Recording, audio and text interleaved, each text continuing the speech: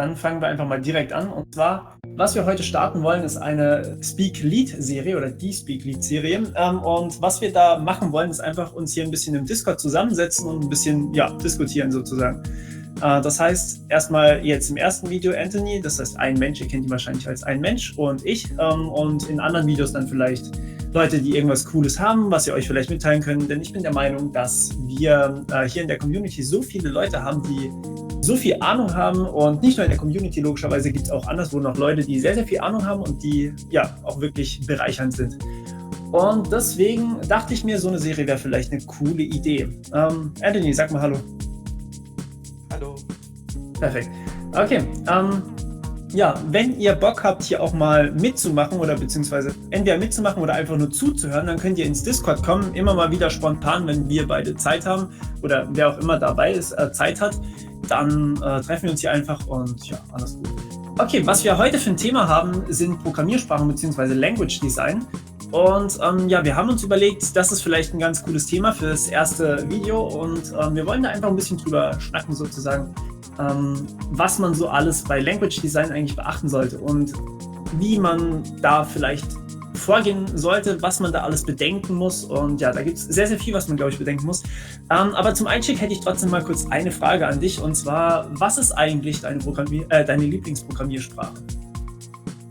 Das ist eine sehr gute Frage, denn ich habe keine so wirklich. Also ich habe Sprachen, die ich mehr mag als andere, aber keine Lieblings. Okay. Und woran liegt es? Ja, eben, weil alle haben ja so ein bisschen interessante Konzepte. Ich meine, wenn man jetzt so auf Sprachen steht, die nicht interessant sind, was ja auch was auch gut sein kann, so sich traditionelle Sprachen anzuschauen, dann sind ja alle so eher ähnlich und es macht Sinn, sich eine Lieblingssprache auszusuchen. Aber wenn man halt viele Sprachen mag, die total unterschiedlich ist es dadurch natürlich schwer, einen Liebling zu wählen, weil man es ja nicht wirklich messen kann, welche jetzt sozusagen besser ist. Ja, kann man durchaus verstehen. Okay, dann erstes großes Thema. Also ich dachte mir, das wäre so eine super Einsteigerfrage, weil im Prinzip geht es ja auch darum, und ich habe gelesen, man kann auch immer mal wieder so dieselbe Frage in verschiedenen Podcasts stellen. Ich dachte mir, das könnte vielleicht so eine sein. So, die erste richtig große Frage, und zwar, was hältst du von dem Statement, Programmiererfreundlichkeit ist heutzutage wichtiger als Effizienz von der Programmiersprache? Okay, also Freundlichkeit von der Sprache gegenüber dem Programmierer, ja?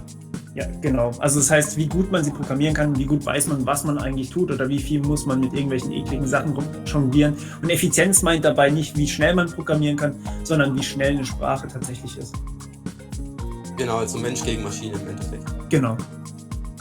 Okay, also wenn wir eine schnelle Anwendung schreiben müssen, dann macht es natürlich Sinn, sich eine Sprache zu wählen, die dafür geeignet ist. Aber das kommt seltener vor, als man denkt. Also es passiert sehr, sehr oft, dass man eben keine wirklich sehr schnelle Anwendung schreiben muss. Maschinen sind halt echt schnell mittlerweile, und man kann auch mit einer Sprache, die eher langsam läuft, sehr gute Anwendungen schreiben. Und dann würde ich sagen, dass Programmiererfreundlichkeit für diese Fälle, für die meisten Fälle, wo man eben nicht so auf Performance achten muss, auf jeden Fall viel wichtiger ist. Cool. Ja, also das war auch so der generelle Konsens eigentlich, den ich so mitbekommen habe. Und ist auch ehrlich gesagt meine Meinung. Denn ich finde, Programmieren ist heutzutage was nicht unbedingt nur Informatiker machen. Es sind eigentlich sehr, sehr viele Leute, die heutzutage programmieren, und die wollen vielleicht auch gar nicht so tief eintauchen in die Thematik, wollen vielleicht auch nicht so viel darüber wissen und wollen einfach nur möglichst schnell irgendwie eine Lösung haben. Und da sind auch so Sachen wie Visual Scripting oder sowas ist da auch mittlerweile am Kommen. Cool. Nächstes großes Thema, was man natürlich auch immer beachten muss. Okay. Was? Okay. Nächstes großes Thema, was man immer beachten muss. Ich habe gerade kurz den Chat verfolgt, das war irgendwie sehr verwirrend gerade, weil irgendjemand oder sehr, sehr viele Leute schreiben auf einmal. Ich glaube, ich sollte das wegmachen. Ist die Sicherheit von Sprachen. Sicherheit meint nicht im Sinne von IT-Sicherheit. Okay, nachdem wir ein wunderbares kleines Problem hatten und das geklärt wurde, nächstes großes Thema, und zwar die Sicherheit von Sprachen. Sicherheit meint in dem Fall eigentlich nicht, dass man es nicht hacken kann oder sowas, sondern eher im Sinne von, wenn es kompiliert, dann läuft es auch wirklich sozusagen. da muss man natürlich dann noch ein bisschen mehr beachten. Nachher kommen wir aber gleich noch drauf. Und zwar meine ich damit solche Sachen wie Null-Pointer. Was hältst du von Null-Pointern? Sollte es sowas in der Sprache geben oder lieber nicht? Mit Null ist ja jetzt praktisch sozusagen ein Nichtswert gemeint. Genau. Okay, also in manchen Sprachen macht Sinn, in C zum Beispiel. In C, weil es eine Low-Level-Sprache ist, wo es halt Pointer gibt und die Lösung zu sagen, dass wenn ich praktisch keinen Wert habe, ich die alle auf dieselbe Stelle zeigen lasse, damit ich gucken kann, ist ein Wert drin oder nicht, das ist schon eine elegante Lösung für C. Dann machen Null-Pointer natürlich Sinn. Man nutzt sie da ja sozusagen dafür, um zu testen, ob was da ist oder nicht. Und das zeigt dann halt auf eine gewisse Adresse, wenn es nicht da ist. Für Low-Level-Sprachen ist es super, aber wenn man sich anguckt, wofür nutzen High-Level-Sprachen? Nil oder Null. Und da merkt man, okay, das wird genutzt, um darzustellen, dass ein Wert nicht da ist. Das wird genutzt, um darzustellen, dass eine Funktion beendet hat, ohne dass es Fehler gab. Weil dann halt Null einfach zurückgegeben wird, wenn die irgendwie I.O. macht. Das wird genutzt, für solche Sachen halt. Also da wird Null ja dafür genutzt, um zu zeigen, dass ein Wert nicht da ist. Und das Problem ist halt, bei statisch typisierten Sprachen vor allem, dass bei vielen, Java zum Beispiel, jedes Objekt Null sein kann. Das heißt, wenn ich einen String habe, dann muss es kein String sein, es könnte genauso gut Null sein. Und das gibt halt böse Exceptions. Deswegen würde ich sagen, ist Null was man eher umgehen sollte. Ja.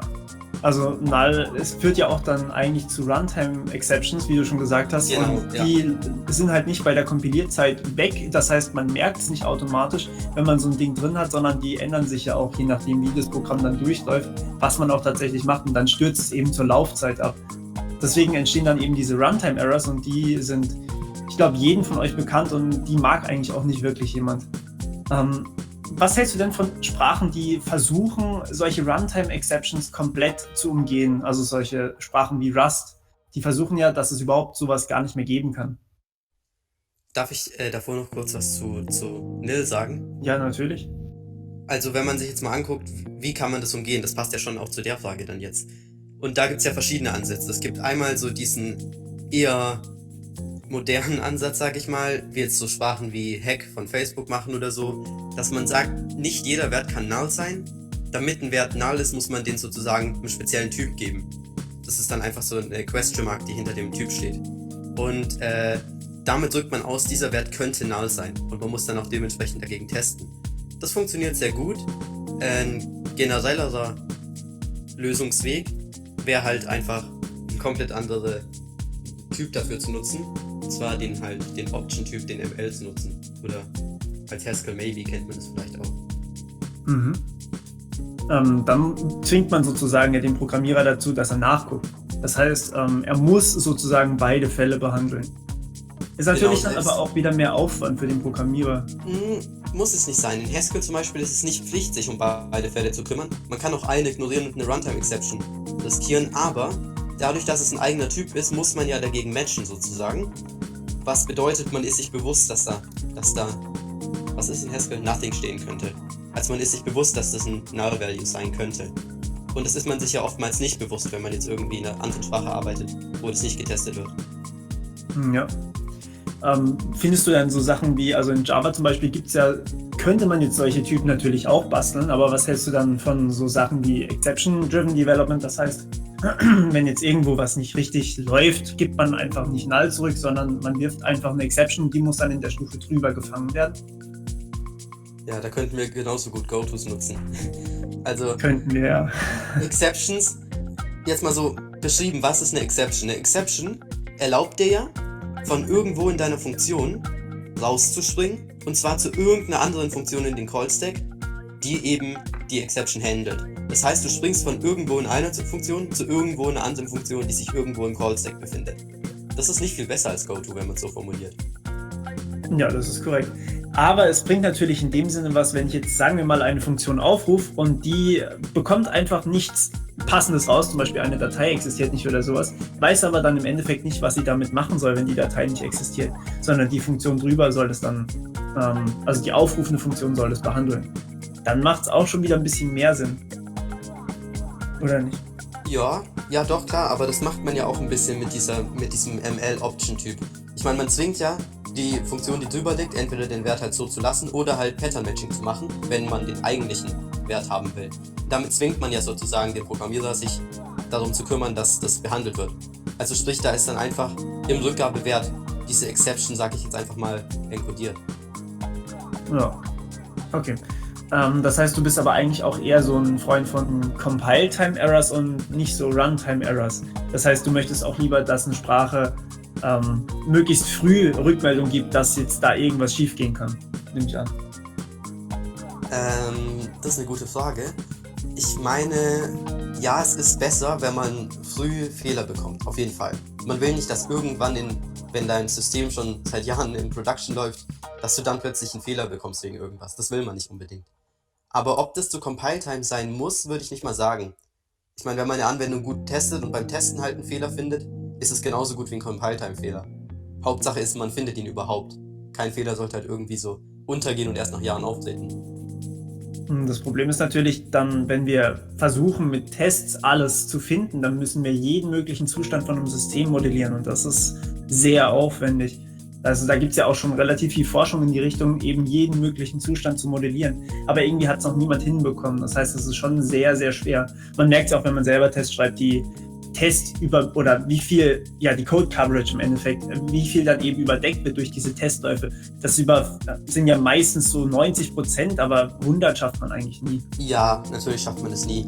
Aber, was man sagen muss, so bei objektorientierten Sprachen und Imperativen allgemein, ist es auf jeden Fall ein Problem. Da ist es so, du kannst ja nicht irgendwie den State von deiner ganzen Anwendung modellieren und das als Testcase nutzen. Das geht einfach nicht. Ja. Bei funktionalen Sprachen allerdings hat man da einen kleinen Vorteil, tatsächlich, weil ja eigentlich dort Funktionen den ganzen State, den sie brauchen, als Argumente kriegen. Und eine Funktion mit Argumenten aufzurufen, ist ziemlich einfach als Testcase umzusetzen natürlich. Das heißt, da ist Testing auf jeden Fall ein bisschen spaßiger. Ja, wobei so eine Funktion kann natürlich, also im Endeffekt sind ja objektorientierte Sprachen auch nicht wirklich anders. Eine Methode ist ja einfach nur eine Funktion, die zudem noch ein Objekt der Klasse mitbekommt, also eben die ganzen Parameter, die da gesetzt wurden. Das heißt, wenn ich nur genug Parameter in meiner Funktion habe, dann habe ich ja im Endeffekt auch dasselbe, also dieselbe Größe. Du hast vollkommen recht. Du kannst über eine Methode so ein bisschen denken, wenn es hilft, wie eine Funktion, die das Objekt zusätzlich noch bekommt. Nur hat das Objekt jetzt halt noch private Felder und so weiter. Wie will man dies sozusagen recreaten? Also Objekte haben halt Hidden State auf jeden Fall auch. Und das ist natürlich schwerer wiederherzustellen. Oder? Ja. Also das ist halt das Problem mit Hidden State. Auch wenn es viele Vorteile hat natürlich. Ja, das stimmt natürlich. Wobei man es natürlich auch so machen kann, dass man einfach jedes Feld dann öffentlich macht, aber da kommen wir dann wieder in andere Probleme. Dann hat man ganz andere Probleme, ja. Richtig. Okay, das heißt, aber trotzdem bist du eigentlich von Scripting-Sprachen nicht unbedingt abgeneigt dann. Überhaupt nicht. Das heißt, Scripting-Sprache lieber als kompilierte Sprache oder? Es ist ja kein Entweder-Oder, also eine Skriptsprache kann ja auch kompiliert werden oder so. Ich glaube, Groovy und Clojure sind zum Beispiel zwei Beispiele von Skriptsprachen, die zu Java Bytecode kompilieren. Also, es gibt ja kompilierte Skriptsprachen. Aber wenn du jetzt mehr so meinst, so wirklich kompilierte Sprachen in der, wie man sie kennt, so als statisch typisiert und so weiter, dann habe ich eigentlich keine Neigung in irgendeine Richtung. Also da ist mir beides recht. Eine statisch typisierte Sprache, wo mir der Compiler viel Arbeit abnimmt, ist gut. Eine Skriptsprache, die mich schnell voranschreiten lässt, ist auch gut. Okay, jetzt sagst du schon statisch typisiert. Was werden da also schon statisch typisiert ist besser oder lieber eine automatische Typinferenz dann? Das ist ja immer noch statisch natürlich. Ja gut, aber wäre es dir lieber, wenn du jetzt dynamische Typen hättest oder? Kann man so nicht sagen. Also wenn dynamische Sprachen, da kann man irgendwie weniger falsch machen so. Ich meine, wenn ich jetzt eine dynamische Sprache kriege, dann ist es nicht sehr wahrscheinlich, dass mir das Typsystem nicht zusagt. Das ist schon mal klar. Bei einer statisch typisierten Sprache jetzt ist es halt so, dass, das kann halt schon sehr verbos werden. Ich meine, Java zum Beispiel macht ja jetzt mittlerweile auch mehr in die Richtung, aber sowas wie, keine Ahnung, Button gleich New Button will ich einfach nicht schreiben, so weißt du, ich meine. Ja, das ist halt einfach unnötiger Code sozusagen oder toter Code fast schon. Und könnte man einfach schreiben, Button ist gleich New Button? Naja, eigentlich schon, wieso nicht? Also, es ist in dem Fall einfach, den Typ zu inferieren für den Compiler. Ein Compiler weiß, dass bei diesem rechten Ausdruck New Button ein Button rauskommen muss. dann macht es keinen Sinn, dass ich es zweimal schreiben muss. Und deswegen ist mir Typinvalenz im Allgemeinen schon sehr wichtig, weil ich einfach nicht mich so oft wiederholen möchte und damit halt sozusagen den eigentlichen Code verstecke hinter den vielen Wörtern, die nicht wichtig sind. Das heißt, statisch typisiert oder dynamisch, beides geht, aber wenn statisch, ist mir Typinvalenz schon recht. Also... Weil es einfach auch viel Arbeit abnimmt. Ja, es gibt jetzt so, wenn man hinter Milner Type Systems hat, wie halt Haskell zum Beispiel, wobei Haskell da jetzt ein bisschen was Größeres hat mittlerweile, dann kann schon sehr viel invaliert werden. Alles eigentlich. Aber wenn man jetzt sowas wie Go macht, Golang macht halt so ein Mittelding. Da werden manche Ausdrücke invaliert, wenn man da einfach nur einen Wert zuweisen will. Und dann muss man keinen Typ angeben. Das hilft halt auch schon viel. Das Problem ist natürlich immer auch irgendwie die IDE. Also ich meine, so ein Editor muss natürlich auch dann irgendwie rausfinden, okay, was hat das Ding jetzt eigentlich für einen Typ? Und wenn der Editor das nicht rausbekommt, dann macht er dir halt vielleicht falsche Vorschläge oder sowas. Und ich arbeite ja ganz gerne eigentlich mit irgendwelchen Editoren. Aber ja, es hat halt beides so seine Vorteile, finde ich. Also auch wenn du statisch hinschreiben musst, das ist jetzt ein Button. Wenn ich hinschreiben muss, das ist ein Button, habe ich kein Problem damit. Wenn ich hinschreiben muss, das ist ein Button gleich nur Button, ist es allerdings wieder was anderes, weil es hilft dem Programmierer nicht. Das ist halt der Punkt. Die Sprache, die mich zwingt, Dinge zu wiederholen oder halt sowas zu schreiben, hilft mir nicht wirklich. Es wäre für jeden verständlich, wenn man dieses eine Button einfach weglassen könnte. Also da erleidet keiner Nachteil. Nur jetzt ein anderes Argument, dass es für IDEs dann leichter ist, den Code zu verstehen. Darüber habe ich noch gar nicht nachgedacht, aber das stimmt auf jeden Fall. Also eine IDE tut sich wahrscheinlich etwas schwerer damit, jetzt die Typen selber zu inverlieren auch und so. Wobei das ja jetzt bei Open Source Sprachen nicht so ein großes Problem darstellen dürfte, wo man einfach in die API reingehen kann, wo die IDEs einfach den offiziellen Parser und Type Inferencer benutzen können. Jetzt weiß ich wo der Code einfach schon da ist. Ja, sie können es halt quasi on the fly interpretieren einfach. Aber oder so. Ja, frisst natürlich auch viel Zeit und ist auch, weiß nicht. Manchmal hat man natürlich solche frechen Fälle wie if a, also der User gibt a ein, if a gleich 42, dann ist es ein Button und if not a gleich 42, dann ist es ein String. Und dann weiß natürlich der Compiler oder die IDE wissen ja vorher gar nicht, was es wirklich ist und können ja auch keine Vorschläge machen. Klar, schwachsinniges Beispiel, absolut konstruiert, aber das ist ein dynamischer Typ im Endeffekt. Du bist jetzt bei dynamischen Typen. Genau. Okay, also du redest jetzt über dynamische Sprachen. Ja, aktuell gerade schon. Okay, ja. Ja, das stimmt. Bei dynamischen Sprachen ist es auf jeden Fall schwieriger, sag ich mal, für die IDE halt oder für allgemeine Analyzing Tools halt so Dinge bereitzustellen und zu wissen auf jeden Fall. Okay, gut. Wie sieht es denn bei dir generell mit OOP aus? Also findest du es immer noch so furchtbar? Also ich weiß nicht, wie viele von euch ein Mensch oder Anthony kennen. Früher fand er auf jeden Fall objektorientierte Programmierung absolut nicht gut. Mittlerweile ist er, glaube ich, wieder ein bisschen davon weggekommen. Was genau hältst du denn jetzt von OOP? Das kommt drauf an. Definier mal.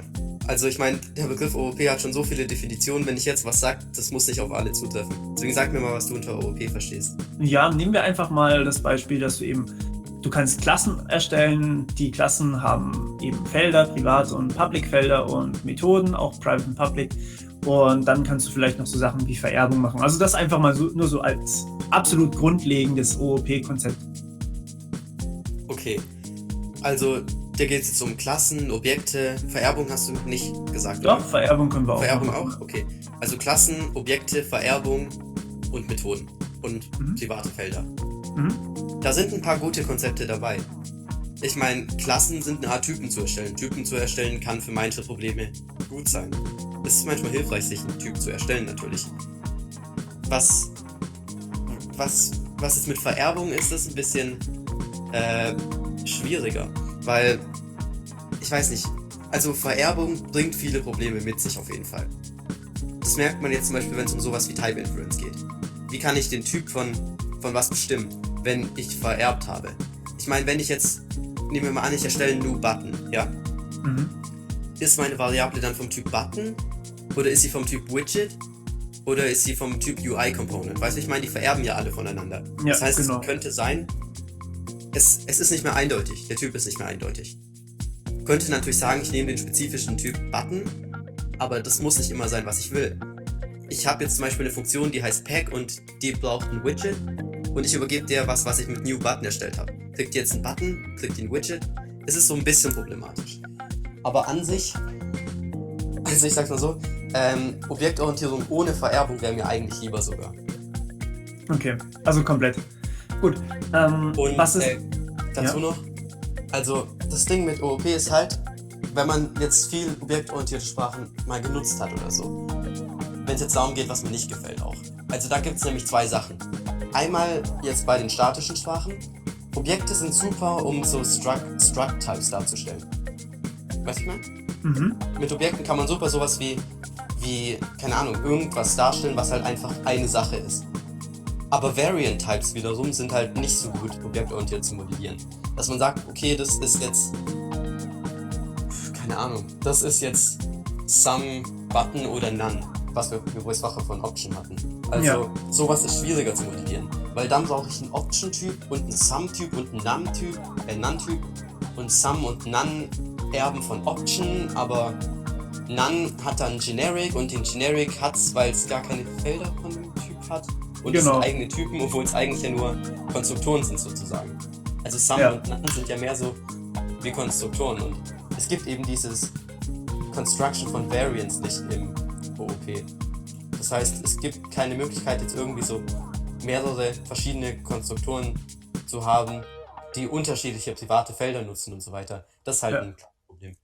Ja, da müsstest du dann eben den Weg gehen und tatsächlich, ich glaube, wirklich sowas Komisches machen, dass alles oder dass eben dein Option-Typ dann auch wiederum gleichzeitig eben generic ist und das ist dann wiederum sehr kompliziert und eher unschön, wo wir wieder bei der Programmiererfreundlichkeit wären. Das ist natürlich dann wieder nicht gegeben. Vor allem, weil ich halt auch mitgekriegt habe, viele Leute haben dann zum Beispiel auch Angst, von mehr als einer Klasse zu erben, was an sich das Ganze vermächtigt und aber auch irgendwie berechtigt ist. Ja, das stimmt schon, weil ja, es kann halt wirklich auch was schiefgehen, also allein Diamantenproblem oder sowas, was du dann in manchen Sprachen nicht vorher abgefangen hast. Das heißt, wenn du dann irgendwie anfängst, ja, sagen wir mal, in Python erbst du von 2 Klassen und die haben beide wiederum von derselben Klasse geerbt, dann kannst du dir was einfangen, was wirklich eklig ist. Und dann weiß natürlich der Compiler auch nicht, was er da jetzt eigentlich nehmen soll. Also im Endeffekt, wenn jetzt die Oberklasse ein Feld hat, nennen wir es ABC. Und das vererbt sich dann runter bis zur untersten Klasse und eine von den beiden anderen Klassen überschreibt das Ganze. Dann haben wir keine Ahnung mehr, welches von diesen ABCs, was wir jetzt alles geerbt haben, wir eigentlich wieder benutzen wollen. Deswegen wahrscheinlich hier deine Vermutung auch, dass Vererbung bei vielen so ein bisschen wieder ein Problem darstellt, nehme ich an, oder? Ja, also wenn ich da jetzt halt ein Fazit machen müsste zu der eigentlichen Frage, was ich von OOP halte, ich glaube jetzt so Objekte sind eine gute Art, um Prozesse darzustellen. Ich meine, Objekte haben ihren eigenen kleinen Speicher, wo niemand rankommt. Es ist schön festgeschrieben, wer was wie durch welche Methode verändern kann. Objekte sind super, um Prozesse darzustellen, auf jeden Fall. Aber Objekte eignen sich meiner Meinung nach überhaupt nicht, um Daten darzustellen. Ich meine, das ist ja auch das ganze Ding mit Objekten. Ich werde im Endeffekt Daten damit los. Ich habe was und ich kann nicht einfach nur Daten haben. Ich habe Methoden drauf, ich habe Felder, die privat sind und so weiter. Also Objekte als Prozesse sind gut, Objekte als Daten eignen sich meiner Meinung nach überhaupt nicht. Mhm. Und was hältst du dann von solchen Datenklassen, die wirklich nur zum Datenspeichern da sind, die ansonsten überhaupt nichts können? Da würde ich mich dann fragen, okay, und wieso hat der Typ nicht einfach einen Struct genommen? Also, es macht an vielen Stellen einfach keinen Sinn, eine Klasse zu erstellen. Mhm. Aber trotzdem zwingen einen viele Sprachen dazu. Und das ist natürlich nicht das Beste. Ja, das stimmt. Aber das wäre dann natürlich wieder in der Verantwortung des Programmierers, dass er da dann das macht, was er möchte. Ja, der Grund, warum ich mir bei fast jeder Sprache auch so einen Präprozessor schreibe, damit ich mir so Structs erstellen kann, ohne 1000 Klassen zu schreiben und so Zeug. Natürlich auch eine Möglichkeit. Okay, gut. Wie wäre es denn, wenn wir nochmal kurz über Parallelismus reden? Also das heißt nebenläufige Programmiersprachen, sowas wie Concurrency oder sowas. Hast du da vielleicht schon mal drüber so überlegt, ob du vielleicht lieber eine Sprache hättest, die wirklich komplett nebenläufig ist? Das bedeutet, wenn ich das Programm starte, dann wird es nicht einmal ausgeführt, sondern tatsächlich, sagen wir mal, ich habe 8 Kerne auf meiner CPU Das heißt, das ganze Programm wird 8-mal ausgeführt. Für jeden Kern sozusagen einmal, damit es eben schneller ist. Okay, also das sind jetzt 2 Themen hier eigentlich, auch Parallelismus und Concurrency. Ja, klar, aber es Sollst fällt so du beides. beide vielleicht auch kurz erklären so? Kannst du Dass man- machen, wenn du möchtest, ja. Weil der Unterschied ist mir natürlich auch wichtig, klar. Also Parallelismus ist wirklich sozusagen Hardware-Nebenläufigkeit. Dinge werden auf verschiedenen Kernen berechnet. Das ist Parallelismus. Und Concurrency ist eigentlich was ganz anderes. Bei Concurrency geht es mehr darum, dass man sagt, okay, man strukturiert sein Programm in einer Weise, dass man eben mit unabhängigen und kommunizierenden Prozessen arbeitet, die zur selben Zeit laufen könnten. Darum geht es in Concurrency. Also Concurrency ist mehr so ein Paradigma-Ding und Parallelism ist wirklich sowas Hardware-mäßiges praktisch. Ja, fällt natürlich aber trotzdem beides in diese Kategorie, was eigentlich momentan extrem wichtig ist, weil wir natürlich alle mehr als nur einen Kern in unseren Rechnern. So ist es. Es gibt ja, wenn du jetzt so sagst, was ich von der Sprache halten würde, die sehr Parallelismus nutzt, die gibt es ja eigentlich. In der Theorie könnte das Haskell zum Beispiel sein. Also in Haskell gibt es ja keine Nebenwirkungen zur der Zeit, wo einfach der Pure Code ausgeführt wird. Das bedeutet, dass einfach es keinen Unterschied macht, was ich in welcher Reihenfolge berechne in Haskell. Das ist ziemlich cool. Das heißt, es macht auch keinen Unterschied, ob ich Dinge nacheinander berechne. Wenn ich 2 Dinge habe, kann ich die gleichzeitig auf unterschiedlichen Kernen berechnen und dann warten, bis beide fertig sind und dann weitermachen. Ich kann sozusagen, keine Ahnung, wenn ich jetzt irgendwelche Operationen auf eine Liste ausführe, kann ich das auf jedes Element der Liste gleichzeitig machen, ohne dass sich der Code ändert. Das Problem, was man da hat, jetzt so research-technisch, ist halt, man findet nicht wirklich einen guten Weg zurzeit, wie man das automatisch machen kann. Also wenn man sagt, okay, der Haskell-Programmierer sucht sich aus, was parallel laufen soll, kein Problem. Aber wenn man sagt, okay, der Compiler findet wirklich heraus, was er parallel ausführen sollte, das ist zurzeit schwer. Ja, das ist natürlich auch immer ein Problem, weil man muss natürlich wissen, für was brauche ich vielleicht ein Vorwissen und für was brauche ich kein Vorwissen dann für meinen nächsten Aufruf dann. Ja, das Problem hat ja jetzt Haskell weniger. Ja, weil gut, Haskell ja- jetzt als spezielles ja, Beispiel ja. stimmt natürlich nicht. Genau.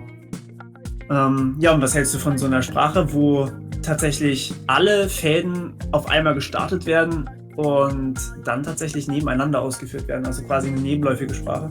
Du meinst schon mit nebenläufig parallel dann praktisch, weil dann... Ja, im Endeffekt ja. Dann hatten wir es ja gerade. In Haskell würde das ja eigentlich gehen.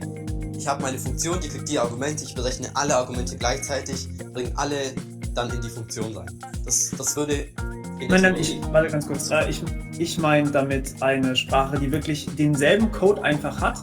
Das heißt, wirklich jeder führt denselben Code von vorne nach hinten durch aus. Aber halt die einzigen Variablen, die du zusätzlich bekommst, sind solche Sachen eben wie die Thread-ID.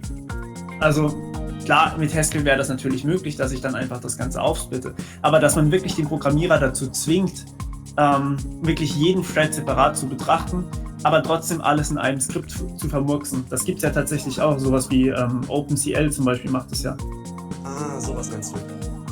Ich kann es nicht wirklich sagen. Ich kann nicht wirklich sagen, ob das was Gutes ist oder nicht. Also, wenn man jetzt davon redet, dass man sein Programm so strukturiert, dass es verschiedene Prozesse gibt, die verschiedenen Code ausführen, und zwar gleichzeitig, was man ja jetzt mit Erlang zum Beispiel macht oder mit Akka Scala, so Zeug halt, das finde ich auf jeden Fall gut.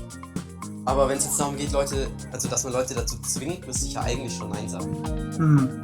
Ja gut, man muss natürlich die Leute dazu zwingen, wenn immer dasselbe Skript benutzt werden soll und dann eben für jeden Kern sozusagen separat ausgeführt wird. Also das heißt, man muss es einfach quasi so implementieren, dass du wirklich eine Thread-ID hast, die dann komplett als Parameter durchläuft, und du kannst natürlich Sachen unabhängig von der Thread-ID berechnen, aber manche Sachen musst du halt trotzdem beachten. Wenn es jetzt eben zum Beispiel der erste Thread ist, dann macht er was Spezielles oder sowas.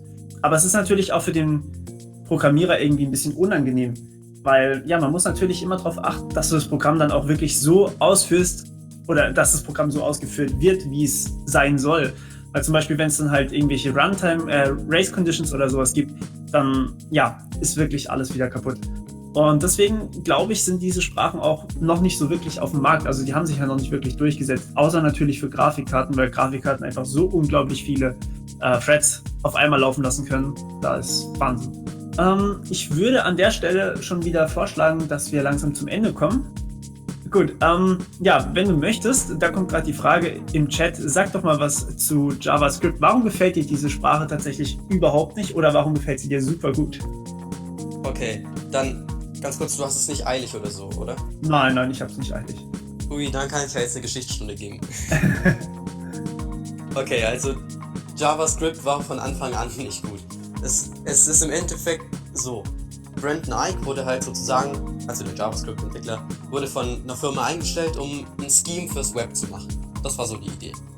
Der macht jetzt eine Scheme-basierte Sprache fürs Web. Wäre an sich ganz cool gewesen, aber ihr müsst euch jetzt vorstellen, er wurde dafür eingestellt. Das ist sein Job sozusagen. Er nimmt Scheme, eine Sprache, die er mag, implementiert sie im Browser. Eine Plattform, die gerade ziemlich cutting edge ist.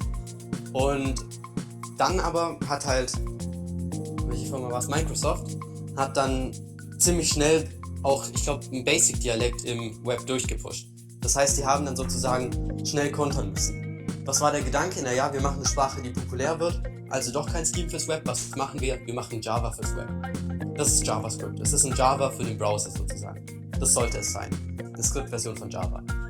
Und an sich der Gedanke war halt, dass man diesen Menschen, der eine Scheme-basierte Sprache machen wollte, jetzt eine Java-basierte Sprache machen müssen. Dass es da nicht ganz gut gehen wird, merkt man halt. Und JavaScript hat immer so dieses Problem, und das merkt man halt auch, wenn man die Sprache viel nutzt, dass es einen riesen Unterschied gibt zwischen dem, was passiert und dem, was die Oberfläche dir anzeigt. Wenn man sich jetzt mal anschaut, wie Objekte zum Beispiel in JavaScript funktionieren und so. Es gibt einen riesen Unterschied zwischen dem, was man eingibt als Code, zwischen dem, was man ausdrückt und dem, was dann wirklich passiert. Und das ist nie gut. Ja, das stimmt natürlich. Und wir hatten es mit dem Thema Sicherheit vorher, gell? Mhm. Es ist, man könnte sagen, dass es eigentlich ein Sicherheitsproblem ist tatsächlich, wenn JavaScript dich so weit weg von dem bringt, was eigentlich passiert. Und wenn du nicht steuern kannst, was passiert, und ich meine damit jetzt nicht Low-Level Programming, sondern halt, was semantisch abgeht auf dem Level, auf dem du halt sein möchtest, wenn man davon weggerissen wird, wenn man zum Beispiel, wenn einem vorgegaukelt wird, dass man Klassen nutzt, während im Hintergrund prototypenbasierte Sachen, Prototypen-OOP abgeht, das ist nicht gut, man macht dann Fehler. Und diese Fehler zu finden, wenn man so weit weg davon ist, was wirklich stattfindet, es ist fast unmöglich, einen korrekten JavaScript-Code zu schreiben, einfach weil es eine komplexe Sprache ist. Das stimmt natürlich. Und dann hat man immer versucht, noch ein bisschen mehr die Kurve zu kriegen, JavaScript populärer zu machen. Und dann hat man natürlich auch noch versucht, das Ganze zu optimieren ohne Ende. Ich meine, mittlerweile wird es ja auch tatsächlich... V8, die Engine. Ja, genau. Mittlerweile wird man ja auch, oder wird es ja automatisch vom Browser erstmal runtergeladen und dann sogar kompiliert und dann noch gleichzeitig dann, also direkt danach ausgeführt. Was natürlich auch zu Sicherheitsproblemen führt. Ich meine, du kannst den Browser heutzutage dank JavaScript nicht mehr nur als Read-Only-Speicher zuweisen. Es muss immer noch beschreibbar sein, weil du natürlich auch hier JavaScript irgendwie kompilieren musst. Und das ist halt auch irgendwie so eine Sache. Kann natürlich immer viel schief gehen dabei. Wobei das ja jetzt nichts mit der Sprache zu tun hat. Ja, mit der Sprache hat es nichts zu tun, aber ich mag es trotzdem nicht. Ja. Gut. Das heißt, du bist nicht so der Freund von JavaScript. Was hältst du denn von sowas wie TypeScript oder sowas? Das sind ja sozusagen Add-ons für die Sprache an sich. Okay, also eine typisierte Sprache als Browser-Frontend sozusagen. Ja gut, also ich meine, es basiert ja schon auf JavaScript in dem Sinne und dann versucht es halt noch ein bisschen mehr die Kurve. Ich sag's mal so, TypeScript könnte ja was Tolles sein. Es könnte ja ein ziemlich cooles, ich sag jetzt mal als Metapher, Gebäude sein. Nur haben die es halt auf Schlamm gebaut. Das ist halt das Problem. Ich meine, wenn man jetzt sagen würde, wir machen sowas wie TypeScript für Lua, dann wäre das eine super Idee, um ehrlich zu sein. Aber wenn man jetzt sagt, wir machen sowas und wir bauen auf JavaScript, dann hat man schon alle Fehler von JavaScript übernommen. Ob das jetzt wirklich was ist, was man möchte, weiß ich nicht. Die TypeScript-Entwickler haben halt da noch das Beste rausgeholt, aber sie haben halt trotzdem versucht, kompatibel zu JavaScript zu bleiben und das war halt der Fehler. Ja, das stimmt natürlich. Wobei auf der anderen Seite ist es natürlich auch toll, weil JavaScript mittlerweile wirklich viel unterstützt wird von den meisten Browsern und wenn das wieder alles sich ändern müsste, dann weiß ich nicht, wie lange es dauern würde, bis wieder so eine gute Unterstützung da wäre. Also ich meine, wenn ich mir jetzt Internet Explorer angucke, da gab es ja auch schon länger mal Probleme. Naja, aber ja, auf jeden Fall, aber es gibt ja viele Sprachen, die zu JavaScript kompilieren. Die laufen ja dann alle logischerweise im Browser. Und wenn man jetzt OCaml mit ReasonML nimmt oder Elm nimmt oder was gibt's denn noch? PureScript nimmt oder sowas halt. Das sind ja auch Sprachen, die nach JavaScript kompilieren. Und die laufen am Ende genauso im Browser. Also insofern, man muss nicht JavaScript-kompatibel sein, um am Ende JavaScript-kompatibel im Browser zu sein. Das stimmt, ja. Ja, aus der Community kommt auch gerade noch CoffeeScript. Gibt's auch noch. Das macht genau dasselbe. Ja. Okay, was ist CoffeeScript? Es ist Syntax mit derselben Semantik, okay. Die haben praktisch den Part von JavaScript, der eigentlich ganz okay ist, weggemacht. Zugegeben durch was Besseres ersetzt, aber halt die ganze Semantik dagelassen. Gut, und dann haben wir hier noch eine Frage, und zwar zu ByRef und ByValue. Ganz kurz, stellt vielleicht alle Fragen, gell? Ja, genau, mach das mal. Geht. Achso, du möchtest noch länger, weil wir... Okay, ja. Gut, dann machen wir noch ein bisschen, klar. Okay, dann lass uns noch ein bisschen über ByRef und ByValue reden. Was okay. Würdest du was bevorzugen, wenn du jetzt die Wahl hättest, oder würdest du sagen, das ist immer so ein Trade-off vielleicht eher? Solange es nicht bei Name ist alles okay. Also, bei Name ist natürlich... Das erkläre ich kurz. Da geht es jetzt darum, wie werden Argumente und sowas halt, allgemein, wenn man was zuweist, wie wird es übergeben? Bei Reference ist vielleicht das, was man von den meisten Sprachen kennt. Bei Reference sagt, okay, hier hast du einen Pointer auf ein Objekt, oder einfach ein Objekt eben, was halt dann intern ein Pointer ist. Und es wird jetzt nicht dieser Wert rüber kopiert, sondern es wird einfach der Pointer übergeben und du kannst das Objekt aussteuern. Die Alternative wäre halt bei Value, wo halt praktisch bei Zuweisung kopiert wird. Genau. Und performance-technisch schreit es ja eigentlich danach, dass bei Reference besser ist. Wobei das halt auch so eine der Sachen ist, die jetzt halt in Functional Programming überhaupt kein Ding sind. Ich meine, wenn ich jetzt alles einen Wert ist, den ich nicht verändern kann. Ob ich jetzt eine Referenz gebe oder einfach den Wert kopiere, ist exakt dasselbe dann. Ich kann es ja eh nicht verändern, also muss ich mir da keine Sorgen machen, dass ich eine Referenz an eine Funktion übergebe, die keine haben sollte, weil es dasselbe ist, als hätte ich den Wert übergeben. Das heißt, bei funktionalen Sprachen ist es komplett egal. Bei imperativen besonders bei objektorientierten Sprachen, erwartet man bei Reference auf jeden Fall. Sonst hat man PHP und damit ist keiner glücklich. Ja, wobei natürlich bei Reference auch wieder das Problem hat, dass du dann halt immer dafür sorgen musst, dass dein Garbage Collector nicht plötzlich einfach deine Variablen bzw. den Wert von der Variablen dann überschreibt. Und das ist natürlich auch immer schwierig. Also ich glaube, für Compiler ist es tatsächlich... Ja, klar. Also wenn du zum Beispiel out of scope gehst, dann musst du natürlich trotzdem dafür sorgen, dass da immer noch wirklich der nicht überschrieben wird, der Speicher. Da gibt es eine einfache Lösung, die heißt Reference Counting. Du zählst einfach, wie viele Referenzen du auf das Objekt hast. Wenn du 0 mehr hast, dann wird einfach das Objekt gelöscht. Also das ist natürlich elegant. Sehr elegant. Okay. Machen ja auch viele C-Programmierer so. Okay, wo wir gerade bei Compiler-Optimierung sind. Was hältst du von... Oh ja, da habe ich ein schönes Beispiel raus. Wenn du zum Beispiel vorher schon alles evaluieren möchtest, was du optimieren und evaluieren kannst, also sagen wir mal, du rollst eine Vorschleife aus, machst das Ganze nicht mehr als Vorschleife, sondern hast im Endeffekt nur noch eine Abfolge an Aufrufen, weil es ein bisschen schneller ist vielleicht. Da hatte ich ein schönes Beispiel, und zwar der Befehl x kleiner x plus 1. Ja? Das ist ja eigentlich immer true. Das heißt, also zumindest denkt man, es ist immer true. Und deswegen könnte man es ja einfach auch als immer true auswerten. Aber was passiert, wenn wir jetzt einen Overflow haben? Das benutzen relativ viele Programmierer in C, soweit ich weiß, um einfach nach Overflows zu checken. Was meinst du, sollte man vielleicht das Ganze optimieren und solche Gimmicks dann sozusagen nicht mehr zur Verfügung stellen, oder würdest du es eher unoptimiert lassen?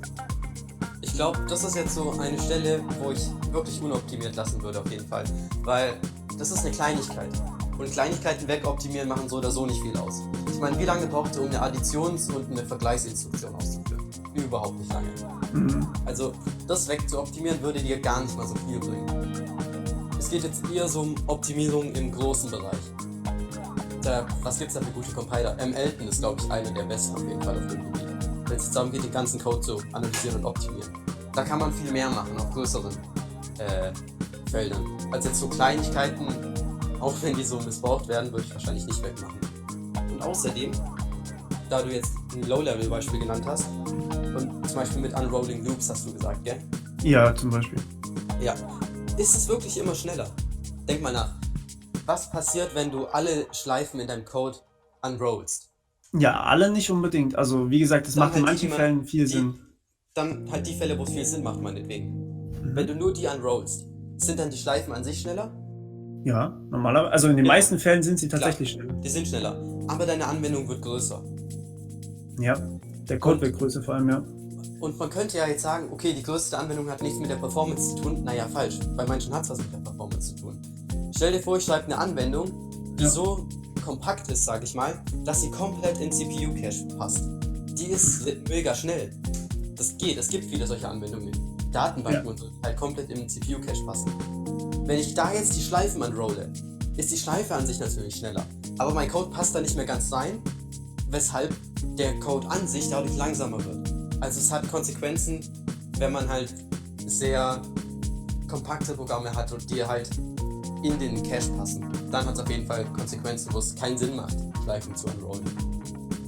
ja, auf jeden Fall. Das stimmt. Ja, das heißt, das meiste würdest du sagen, eher nicht oder optimieren. Aber würdest du was optimieren, wenn du könntest? Oder wenn du es machst? Bei Compilern? Mhm. Ja, es gibt ein paar Dinge, die würde ich auf jeden Fall optimieren. Tail Recursion zum Beispiel. Das Ja, ist sowas, da würde ich auf jeden Fall optimieren, wenn ich einen Compiler schreibe. Ansonsten wäre es halt nicht so toll, sag ich mal, wenn man dann jetzt halt einen Overflow bekommt, weil man eine Funktion von sich selbst aus aufruft. Das will man natürlich nicht.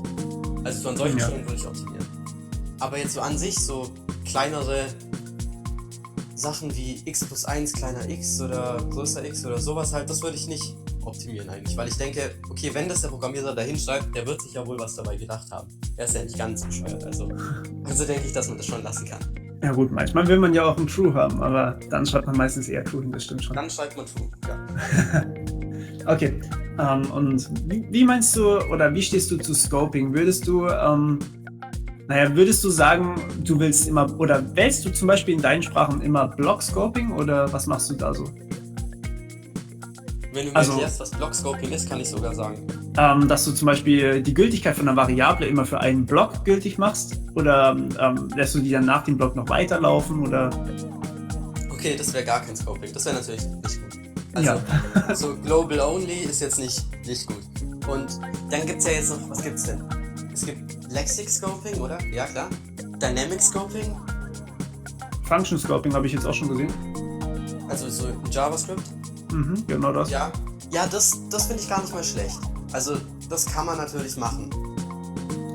Welche Sprachen machen das? JavaScript zum Beispiel, ja. Ich glaube, Ja. Scheme macht das auch.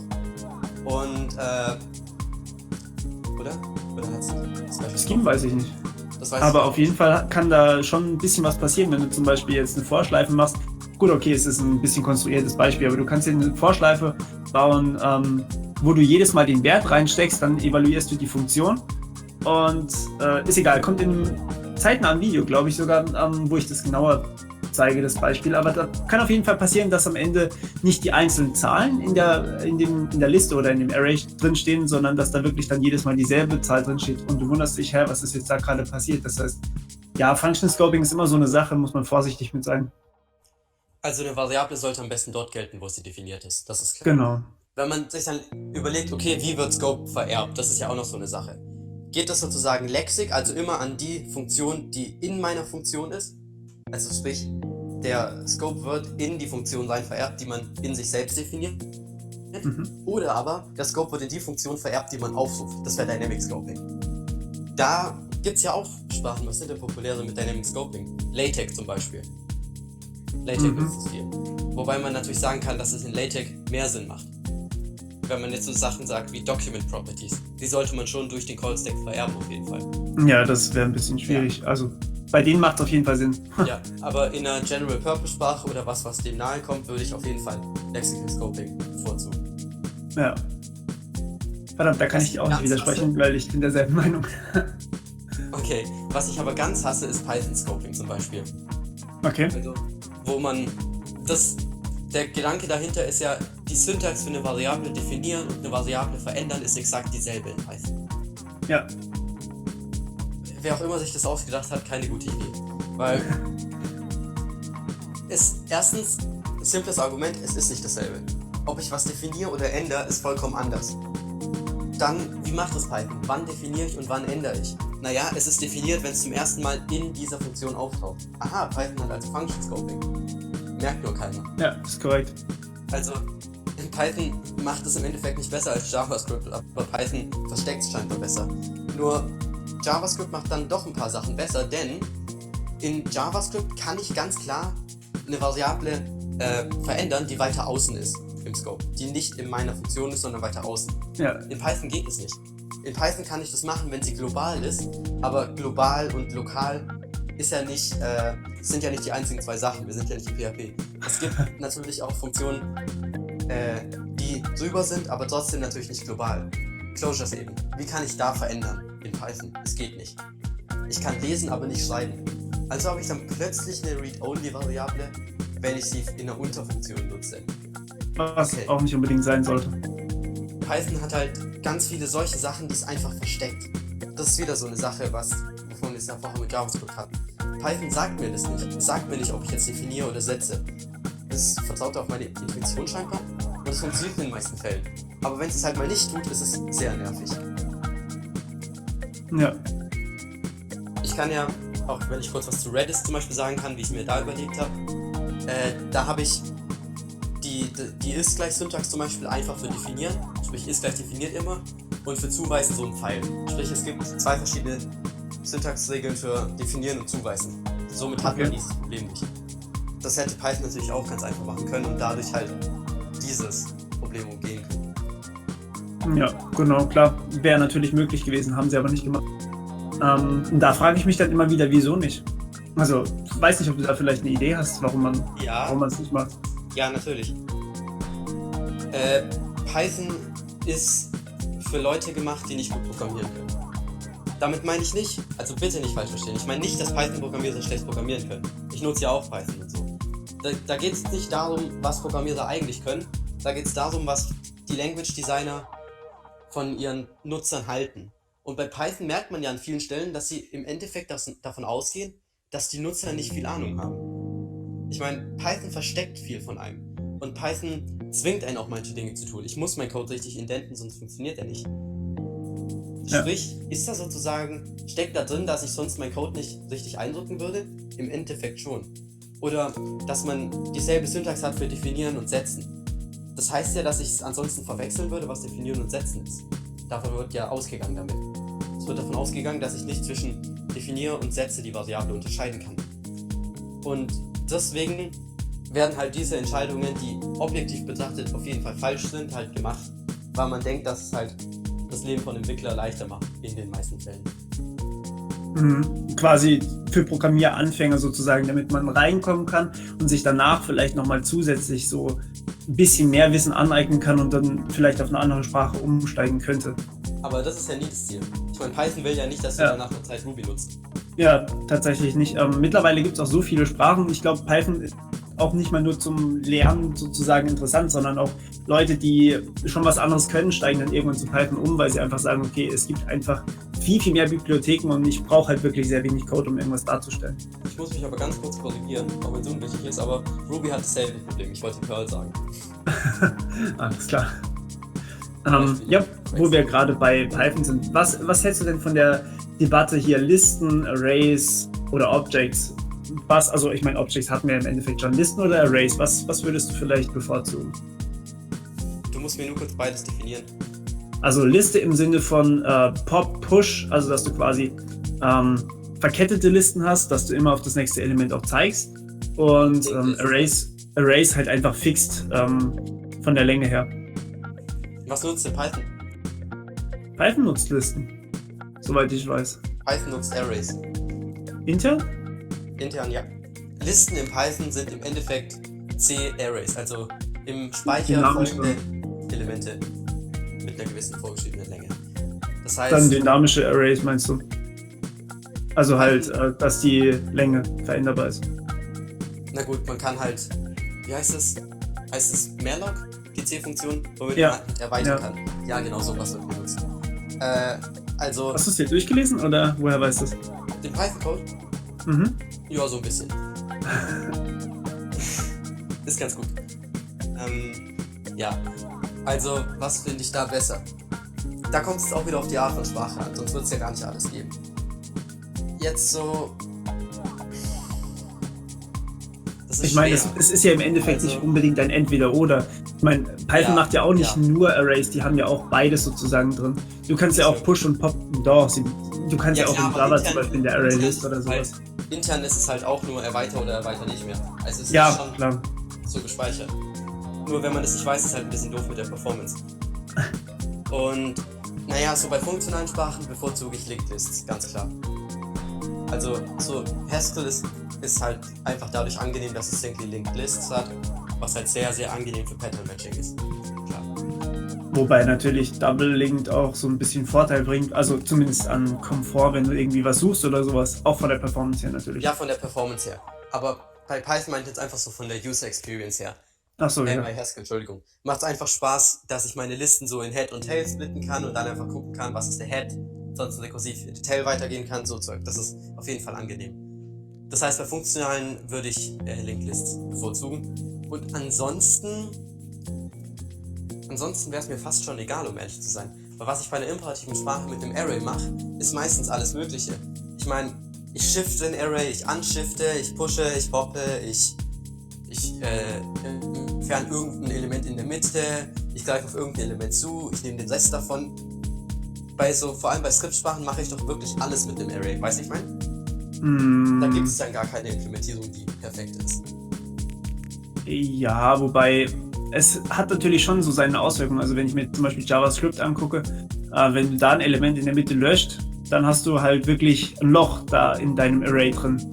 Und da kann natürlich dann wieder was Böses passieren, von wegen Runtime-Errors oder so. Achso, nein, mit Löschen meine ich wirklich, mein Array an dieser Stelle wird entfernt und... Ja, dann, klar, kannst du machen, was du möchtest. Und das hat bei jeder Implementierung Kacke-Performance übrigens. Ja, da kannst du wenig machen. Wobei, bei Listen geht es noch einigermaßen, aber... Ja, bei Listen geht's, du hast halt nur diese O of N Complexity, dass du halt erstmal zu dem Element kommen musst, wo du es löschen willst. Richtig. Also Worst Case O von N natürlich. Ja, klar. Cool. Dann habe ich hier gerade noch eine wunderschöne Frage in der Community. Und zwar, geschweifte Klammern oder keine geschweifte Klammern? Wer hat die gestellt? Zum Scope definieren. Ich habe, glaube ich, die Frage an sich noch gar nicht direkt gefunden. Allerdings habe ich hier so eine Meinung sozusagen gesehen. Geschweifte Klammern, das ist doch... Ist das wichtig? Ich meine... Ja, das ist einfach nur Komfort, dass du quasi sofort siehst, wo dein Scope liegt. In Python machst du es mit Einrücken, in anderen Sprachen machst du es mit geschweiften Klammern. Also ich sag's mal so, wenn es ein Entweder-Oder wäre, dann würde ich auf jeden Fall eingerückten Code bevorzugen. Ja? Ja, auf jeden Fall. Okay. Einfach nur, weil es kürzer ist, oder? Nein, jetzt mal ehrlich, ich kann dir einen Code mit geschweiften Klammern zeigen, der nicht eingerückt ist und dann wirst du es auch bevorzugen. Nicht mal unbedingt. Ich habe tatsächlich schon relativ viel Code gesehen, wo nicht eingerückt war mit geschweiften Klammern und du findest trotzdem sozusagen leichter den Scope als, ja gut, okay, du musst natürlich schon genau hinschauen, aber wenn du die geschweiften... Ja, das nicht unbedingt, aber es funktioniert schon, also und vor allem kannst du natürlich auch Sachen relativ stark komprimieren, das heißt, du machst es vielleicht auch mit Absicht unleserlich dann. Also es kann auch ein Vorteil sein, was unleserlich zu machen. Ich sage jetzt mal so, wenn du es zum Beispiel in JavaScript oder sowas guckst, die ganzen Minimal-Versions da, wo du hochlädst, damit sie möglichst wenig Speicher verbrauchen zum Runterladen, hat natürlich seine Vorteile. Ja, wobei Tabs jetzt auch nicht gerade am meisten... Ja, brauchen. klar, aber es machen viele Leute in JavaScript, dass sie ihren Code minifieren oder sowas, damit er eben kompakter ist. Nachher Und next. kein Problem mehr. Ja, gut. Und hier noch die Debatte des Semikolons. Positiv Ja. oder negativ? Auf jeden Fall. Man muss... Also wenn die Syntax nicht ohne Semikolon funktioniert, dann macht ein Semikolon. Weil Semikolon Insertion Algorithms sind wieder so eine Sache wie Pythons Define Set ist dasselbe. Die funktionieren in den meisten Fällen, aber wenn sie nicht funktionieren, regst du dich so drüber auf, dass du kein Semikolon hast, weil du möchtest jetzt einfach in der nächsten Zeile weiterschreiben. Wieso darfst du es nicht? Und kommt schon, Backslash am Zeilenende ernsthaft, sieht nicht viel besser aus. Das stimmt allerdings, ja. Cool. Möchtest du gerade noch über irgendwas reden? Ansonsten... Och, wenn es noch Fragen gibt, dann können wir ja noch beantworten, aber ansonsten... Ja, soweit ich weiß, haben wir gerade aktuell keine mehr. Also ihr dürft jetzt gerade noch ganz schnell ein paar Fragen stellen, wenn ihr Lust habt. Und dann würden wir die noch kurz beantworten. Aber ansonsten wären wir jetzt tatsächlich sogar durch. Wir können, wenn du magst, noch ein bisschen über die Editoren sprechen. Haben wir ja vorhin schon ein bisschen gemacht. Und zwar gibt es da sogenannte parserfreundliche Syntax. Also wirklich für den... oh ja, das ist eine schöne Frage. Da übergehe ich meine, die ist viel schöner. Und zwar den schlimmsten Designfehler, den man in Programmiersprachen überhaupt begehen kann. Eine zu machen. Den Fehler, eine zu machen, also tatsächlich eine Programmiersprache zu machen. Ja, weil damit hast du praktisch schon die Hälfte der Fehler überhaupt eingeschlossen. Weil du immer so Trade-off machen musst. Ja, also Language Design ist selten so, das ist besser, ich nehme das. Language Design ist mehr so, ist beides kacke, aber ich muss mich entscheiden. Das macht keinen Spaß. Zum Beispiel Dynamic oder Static Typing, da könnte ich mir so lange den Kopf drüber zerbrechen und ich hätte nach 10 Jahren immer noch keinen klaren Sieger so für mich. Ist beides cool. Ich weiß nicht. Das ist jetzt zum Beispiel, wo beides cool ist, aber es gibt auch Beispiele, wo beides doof ist. Welches? Mir fällt gerade keins ein, Gott sei Dank. Cool. Ja, dann würde ich mal... Ja? Nix. Na dann, also wir hatten vorhin schon über parserfreundliche Syntaxen geredet für Editoren. Und ja, ich weiß nicht, es gibt tatsächlich schon Sprachen, die wirklich so designt wurden, dass sie möglichst parserfreundlich sind, also sprich von dem Editor gut erkannt werden können. Also mir fällt jetzt, ich weiß tatsächlich den Namen nicht mehr, verdammt, aber auf jeden Fall habe ich von einer Sprache gelesen, die speziell für diesen Sinn sozusagen designt wurde. Also was hältst du davon? Sehr parserfreundliche Syntax auf jeden Fall. Aber wirklich für einen Editor designt wurde ja eine Sprache bislang eigentlich selten. Nee, ja, das eher nicht, aber viele wirken so. Das auf jeden Fall. Lisp zum Beispiel. Lisp-Dialekte sind meistens ideal für den Editor. Da kannst du einen Parser in, keine Ahnung, 4 Zeilen schreiben oder so. Also, Lisp hat zum Beispiel so eine Syntax. Forth und Tickle natürlich auch, je nachdem, wie man es auslegt. Also es gibt auf jeden Fall Sprachen mit sehr parserfreundlicher Syntax. Und der Parser, der am öftesten durch den Code läuft, ist ja der Leser selbst eigentlich. Ja. Man selbst hat ja auch ein bisschen Mental Overhead sozusagen, damit den Code zu parsen. Deswegen denke ich, dass Parserfreundlichkeit gar nicht mal so schlecht ist. Aber darauf auslegen würdest du eine Sprache normalerweise auch nicht, oder? Da geht es ja nur um Syntax jetzt, oder? Ja. Ja, man kann schon drauf achten, aber es macht jetzt keinen Sinn, eine Sprache um das Konzept Editor zu designen. Ich meine, wenn die Sprache kacke ist, dann bringt auch der beste Editor nichts. Ja. Was wären so die wichtigsten Konzepte, würdest du sagen, damit eine Sprache möglichst parserfreundlich ist? Damit eine Sprache parserfreundlich ist. Also es sollte eine klare Tokenizer-Step geben auf jeden Fall. Man sollte, bevor überhaupt Parsing stattfindet, sollte man halt den String halt, der in Source Code ist, in Tokens unterteilen können. Das wäre zum Beispiel wichtig bei Parserfreundlichkeit. Und wenn man jetzt mal von textbasierten Sprachen absieht, dann sind doch die am besten editorfreundlichen Sprachen eigentlich alle Visual-Sprachen, die es jemals gab, oder? Ja, klar, weil du es nicht anders programmieren kannst, außer mit dem Editor. Immer. Ja, klar. Da muss man praktisch einen guten Editor für schreiben. Also von dem her, wenn man eine okay, das hat nichts mit parserfreundlich zu tun dann, aber wenn man eine editorfreundliche Sprache machen kann, am besten eine visuelle. Visuelle Sprachen hältst du so für das, was jetzt in Zukunft kommt, oder was meinst du? Es wird wahrscheinlich in der Zukunft kommen, aber wir sind noch lange nicht da. Also die aktuellen sind einfach viel schlechter zu nutzen. So, man sollte bei einer visuellen Sprache nicht den Fokus darauf legen, dass sie gut für Anfänger ist. Weil kein Anfänger für immer ein Anfänger bleibt. Irgendwann kann man dann programmieren. Und dann muss man halt von einer visuellen Sprache wegwechseln auf eine textbasierte momentan. Das heißt, wenn man eine visuelle Sprache designt, sollte man es schon machen, weil es auch für Experten gut ist. Und man sollte auf jeden Fall keine visuelle machen, nur um eine visuelle gemacht zu haben. Es muss halt wirklich das Paradigma sich gut visuell darstellen lassen können. Nur um jetzt kurz den Bogen zu bekommen, visuelle Sprachen heißt aktuell so für Blueprint Scripting, Unreal Engine zum Beispiel, was gibt es da noch? An visuellen? Ja. Heißt es LabVIEW? Okay. Das war, glaube ich, mehr eine Frage. Ich weiß nicht genau, ja, wie die heißt. Also ich habe keine Ahnung. Lego Mindstorms leider, sagt jemand hier. Ja, LabVIEW auf jeden Fall, oder? Also ich kenn's nicht, deswegen frage ich. Ich frage Google. Ich kenn's halt. Also, die Community. Ja, das ist es. Dann, es gibt viele. Heißt dich muss ich ja eigentlich da nicht fragen, aber Scratch zum Beispiel ist visuell. Ja, stimmt, klar. Ist tatsächlich nicht so gut, wie man es eigentlich. Oder es ist schon angenehm, irgendwie mal so eine visuelle. Aber irgendwie halt auch ein bisschen umständlich, wenn du es halt dann wirklich so zusammenfügen musst am Screen sozusagen. Ja. Und auch ein bisschen schwerer zu lesen, finde ich. Also ich mag es tatsächlich lieber, wenn ich Code lese. Geht bei mir schneller tatsächlich, als wenn ich jetzt hier irgendwie einen Blueprint oder sowas lese. Wobei, ich muss mich eigentlich korrigieren. Scratch ist nicht so wirklich eine visuelle Sprache. Es ist mehr wie Python mit einem schlechten Editor. Es ist im Endeffekt eine textbasierte Sprache, nur erlaubt mir der Editor keinen Text zu schreiben. Deswegen ist Scratch wahrscheinlich auch so frustrierend zu nutzen. Die Sprache ist ganz klar textbasiert, wenn man sich die anschaut. Aber trotzdem muss man halt einen, visuellen Editor nutzen. Ja. Ja, aber in dem Fall ist es dann ja schon eine visuelle Sprache. Gut. Also meinst du, es kommt noch besser raus? Oder? An visuellen Sprachen? Ja, also wird's noch was natürlich. werden? Ja. Wie würdest du dir vorstellen, wird es besser? Oder wie könnte es besser werden? Man braucht ein Paradigma, das sich gut visuell darstellen lässt erstmal. Imperative Sprachen visuell darzustellen macht keinen Sinn. Ja, Das ist heißt, halt umständlich. Ja, es macht schlichtweg keinen Sinn. Ich meine, wenn man sich mal anguckt, okay, was heißt Imperativ? Naja, Befehle ausführen. Und wie geben Menschen Befehle eigentlich in Textform? Das heißt, das Paradigma passt einfach gut zu Text.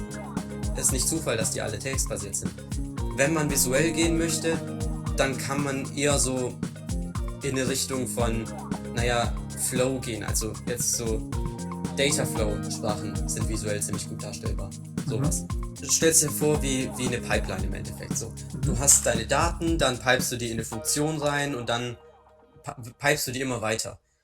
Und das lässt sich gut darstellen. Ich meine, du kannst gut darstellen, wie Daten in eine Funktion reingehen, am anderen Ende wieder rauskommen. Das lässt sich gut als Diagramm darstellen. Lässt sich auch gut schreiben.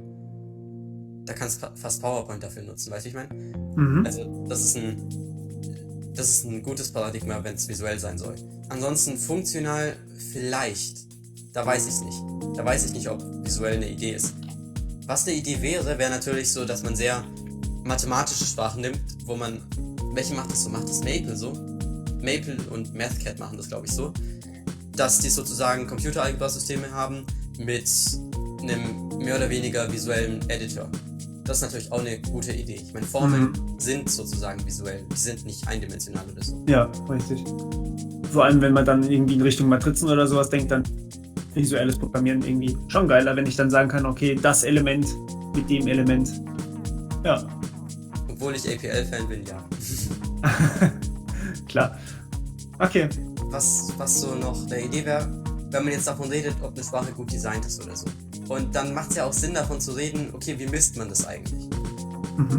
Also, wie überlege ich mir, ob eine Sprache gut designt ist und so Zeug. Und eigentlich, ich weiß jetzt nicht, wie viele dazu stimmen, ihr könnt es auch mal im Chat schreiben, aber für mich zumindest ist eine komplexe Sprache nicht gut designt, egal wie sie ist. Eine Sprache, die komplex ist und auf vielen Regeln basiert, ist keine gute Sprache. Das heißt, möglichst simpel halten? Simpel, immer simpel. Das merkt man auch im aktuellen Trend, oder? Was sind so ein paar neue Sprachen? Go und Clojure zum Beispiel. Das sind sehr simple Sprachen. Da habe ich dir ja auch mal was geschickt, gell? Ja. Genau. Also, und simple Sprachen helfen einem auch, guten Code zu schreiben, weil, was muss ich machen, damit ich bugfreien Code schreibe? Was muss ich dazu wissen? Was denkst du, was muss man wissen, damit man bugfreien Code schreiben kann? Ich glaube nicht, dass bugfreier Code möglich ist, ehrlich gesagt. Größtenteils bugfrei dann eben. Dann solltest du wahrscheinlich die Sprache gut wissen und vor allem gut wissen oder gut kennen und vor allem gut wissen, was du genau machen möchtest. Genau, also du musst zielorientiert denken können und du musst die Sprache gut kennen. Und kann man eine komplexe Sprache überhaupt gut kennen, ist die Frage. Eine Sprache, die auf vielen Regeln basiert und viele Systeme hat, die auch komplex sind und miteinander zusammenhängen. Ist es überhaupt möglich, so eine Sprache gut zu können? Ich glaube nicht. Also, damit eine Sprache wirklich genutzt werden kann, um Code zu schreiben, der wenig Bugs enthält, muss man auf jeden Fall eine Sprache haben, die simpel ist. Ansonsten hat man viele Bugs. Und der zweite Punkt ist eigentlich auch ziemlich gut, dass du halt sagst, man muss das Problem gut kennen und lösen können vor allem. Sprich, die Sprache darf dir auch nicht im Weg stehen. Das stammt tatsächlich nicht von mir, das stammt von Stephen Hawking. Okay. Aber anderer Bereich, also Aber ja, man muss das Problem natürlich formulieren können, damit man es auch irgendwie lösen kann. Ja, auf jeden Fall. Das heißt, man braucht eine Sprache, die einem auch erlaubt, das Problem zu formulieren. Richtig, ja. Deswegen ist ja auch so eine meiner Lieblingssprachen, auch wenn ich keine einzelnen habe, zum Beispiel K, wo man halt einfach direkt das Problem lösen kann, ohne viele Fragen. Schön, freut mich. Cool. Dann habe ich jetzt aber auch keine weiteren Fragen mehr in der Community entdeckt. Und ja, dann möchte ich mich bei euch allen bedanken, dass ihr da wart auf jeden Fall. Und vor allem ganz besonders bei dir natürlich, dass du dein Wissen mit uns geteilt hast. Und ja, speziell für die Leute jetzt auf YouTube, die jetzt hier nicht dabei waren live, das werden hoffentlich die meisten sein. Ihr habt erstens was verpasst, klar, natürlich. Aber zweitens, schreibt uns einfach irgendwie in den Kommentaren, wenn ihr natürlich irgendwelche Fragen zu dem Thema habt oder generell zu dem Format Fragen habt, was wir vielleicht noch besser machen können, weil es ist jetzt das erste Mal. Ich habe auch noch nie sonst mit jemand anders aufgenommen, außer natürlich bei den Livestreams. Und ja, schreibt uns vielleicht auch noch echt andere Verbesserungsvorschläge oder Ideen, die ihr habt. Wir versuchen das dann natürlich alles live umzusetzen. Also nicht live, aber halt bis zum nächsten Mal dann umzusetzen. Und da sind wir natürlich bei der Serie hier möglichst flexibel, beziehungsweise vor allem bei der Serie hier extrem flexibel. Und ja, dann danke ich euch mal für diese unglaublich lange Zeit, die ihr hier dabei wart. Und wir hören uns beim nächsten Mal. Ciao. Ciao, ciao. Ciao. Ciao, ciao. Ciao. Ciao, ciao. Ciao.